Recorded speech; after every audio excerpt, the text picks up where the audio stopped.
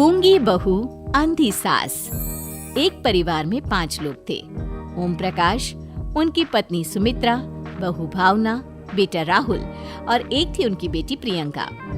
वैसे तो ओम प्रकाश और सुमित्रा के घर में सब कुछ ठीक ठाक था, लेकिन सुमित्रा की एक आदत थी। घर में कुछ भी गलत या सही हो तो वो किसी से कुछ नहीं कहती, और भावना स्वभाव की इतनी सीधी सादी थी कि अगर कोई उसके साथ गलत भी करता तो भी वो उसे कुछ नहीं कह पाती। इसी के चलते प्रियंका और राहुल घर में मनमानी चलाते रहते, क्योंकि घर को संभालने वाली औरतें इस तरह से रहती थी जैसे वो गूंगी और अंधी हो। माँ, मैं अपनी सहेलियों के साथ पिकनिक पर जा रही हूँ। ठीक है बेटा, चली जाओ। और मुझे आने में रात हो जाएगी, देर से ही आऊंगी मैं। अच्छा, कोई बात नहीं बेटा। अरे भावना, तुमको एक बार में समझ में नहीं आता क्या? नाश्ते में फिर से पराठे बना के रख दिए।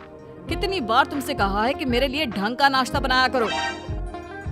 ठीक है जी, आगे से ध्यान रखूंगी। अरे ये बहू से किस तरह से बात कर रहे हो तुम राहुल? अरे तो और क्या करूं पापा, इसको कहीं बात एक बार में समझ में ही नहीं आती। सुमित्रा, तुम अपने बेटे को समझाती क्यों नहीं? बहू से बात करने का ये क्या तरीका है? अरे जिसकी जैसी मर्जी आए करो, मुझे क्या। भावना बेटा, तुम भी तो कभी कुछ कहा करो। इस तरह क्यों सबकी बातें सुनती रहती हो? कोई बात नहीं पापा जी, सब ठीक है। रात को काफी देर तक प्रियंका घर नहीं आती, और जब वापस लौट कर आती है तो एक लड़की के साथ बाइक पर बैठकर। सुमित्रा और भावना दोनों ही प्रियंका को लड़की के साथ देख लेते हैं। आज तो जोर से डांट पड़ने वाली है, लेकिन मैं डर क्यों रही हूँ? माँ तो सब कुछ देखकर भी अंधी बनी रहती है। और रही बात भाभी की, वो किसी को कुछ नहीं बताने वाली। कहने को भगवान ने आवाज दी है, लेकिन गूंगी है गूंगी। अरे प्रियंका बेटा, इतनी रात को कॉलेज से लौट कर आ रही हो? कहाँ गई थी तुम? पापा, वो सहेली के घर पर थी, पढ़ाई करने के लिए रुक गई थी। अच्छा, ठीक है, जाओ अपने कमरे में जाओ और सो जाओ।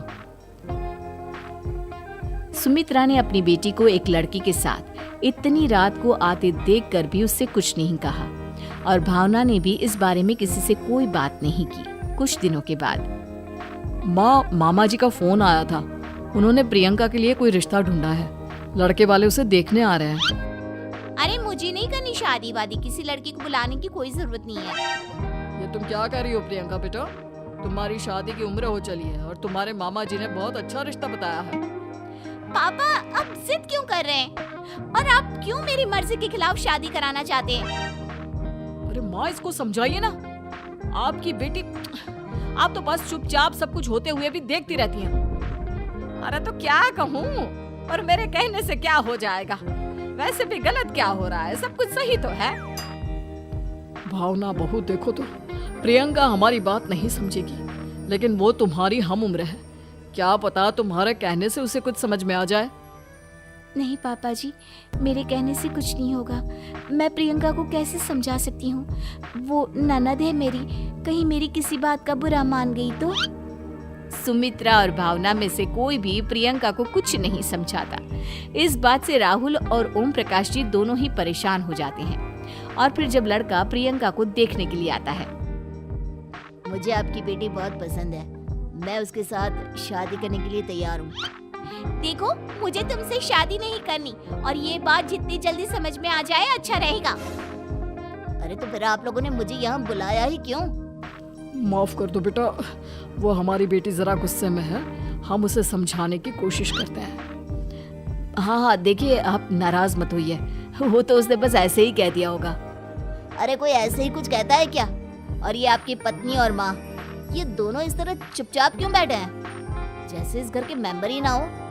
आपके घर में सब कुछ ठीक तो है ना? अरे सब कुछ ठीक है बेटा। सुमित्रा, समझाओ ना अपनी बेटी को। अरे क्या समझाऊं, क्या होगा समझाने से? सब ठीक ही तो हो रहा है, गलत क्या हो रहा है? भावना, प्रियंका को अंदर लेकर जाओ और उससे समझाओ कि कितना अच्छा रिश्ता है। इतना अच्छा लड़का है, इस तरह से बिहेव ना करे। नहीं जी, मैं किसी से कुछ नहीं कह सकती जी। अरे अजीब परिवार है, मुझे तो यहाँ से निकलना पड़ेगा। इस तरह से तो आपकी बेटी की शादी किसी से नहीं हो सकती। जिसके घर की औरतें गूंगी और अंधी बनकर बैठ जाए, उस घर का कुछ नहीं हो सकता। ओम प्रकाश और राहुल सुमित्रा और भावना की हरकतों की वजह से बहुत परेशान हो जाते हैं। एक दिन वो दोनों आपस में बात करते हैं। पापा, समझ में नहीं आता कि भावना और माँ को कैसे समझाया जाए। सही कहते हो बेटा, तुम और मैं काम के सिलसिले में सारा दिन घर के बाहर रहते हैं और घर की दोनों औरतें हैं जिन्हें सारा घर संभालना चाहिए, गूंगी और अंधी बनकर बैठी हैं। पापा, आप ही बताइए इसका क्या उपाय है?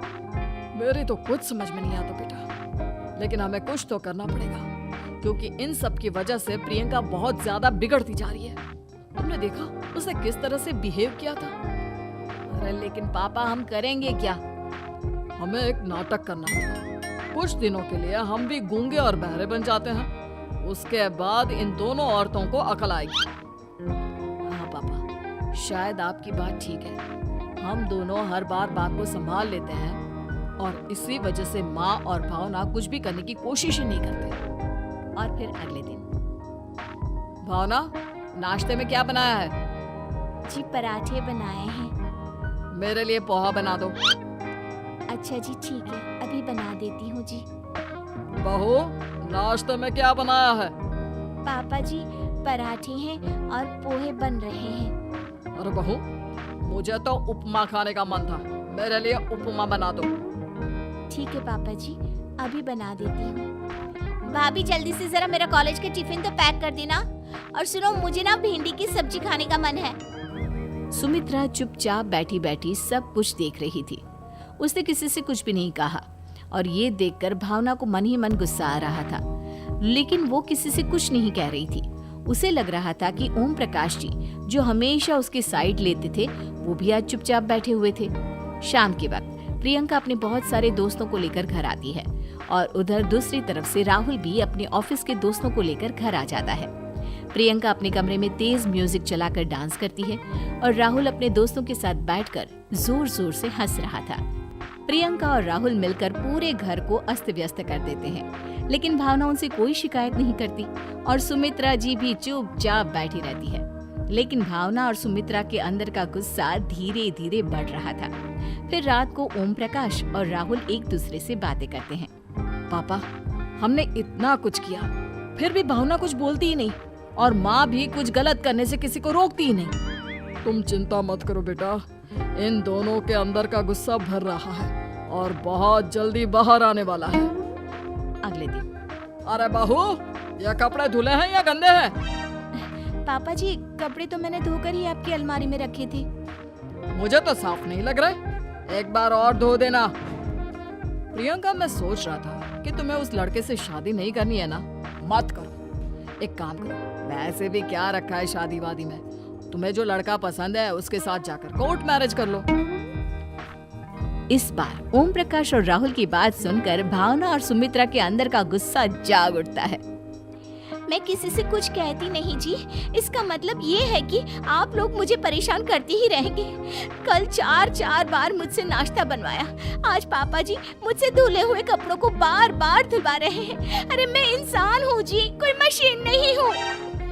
तुम दोनों ने मिलकर इस घर की कैसी हालत बना दी है और अपनी बहन को भागकर शादी करने के लिए कह रहे हो। तुम भाई हो या दुश्मन? ओम प्रकाश और राहुल जोर जोर से हंसने लगते हैं। अरे इसमें हंसने की क्या बात है? हम लोग यहाँ इतने परेशान हो रहे हैं जी, तुम लोगों को ऐसी हरकत करने के बाद भी हंसी आ रही है। ये क्या कर रहे हैं जी आप दोनों? यही तो हम चाहते थे कि सुमित्रा, तुम अंधी होकर ना बैठी रहो।